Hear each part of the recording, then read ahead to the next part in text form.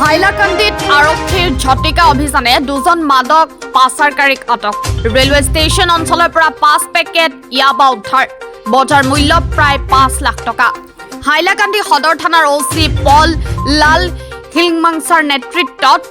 এটা বিশেষ দলে বৃহস্পতিবাৰে ৰেলৱে ষ্টেচন অঞ্চলত সফল অভিযান চলাই দুজন মাদক পাচাৰকাৰীক আটক কৰিবলৈ সক্ষম হয় ঘটনাস্থলীৰ পৰা উল্লেখযোগ্য পৰিমাণৰ ইয়াবা টেবলেটো উদ্ধাৰ কৰা হয় পুলিচৰ সূত্ৰৰ মতে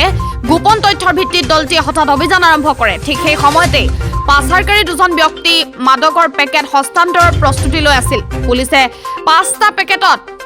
মুৰুৱা ইয়াবা টেবলেট উদ্ধাৰ কৰে যাৰ ওজন 100 গ্ৰাম উদ্ধাৰ কৰা মাদকৰ বজাৰৰ মূল্য প্ৰায় 5 লাখ টকা বুলি অনুমান কৰা হৈছে আটক কৰা দুজন অভিযুক্ত হৈছে বিপুল হাজম আৰু নাজিমুদ্দিন যাক স্থানীয়ভাৱে কালা নামেৰে চিনি পোৱা যায় দুয়োগৰাকীৰ বিৰুদ্ধে আইনগত ব্যৱস্থা গ্ৰহণ কৰা হৈছে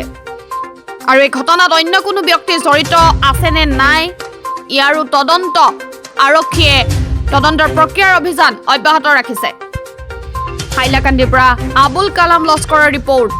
ইনসাইড ইণ্ডিয়া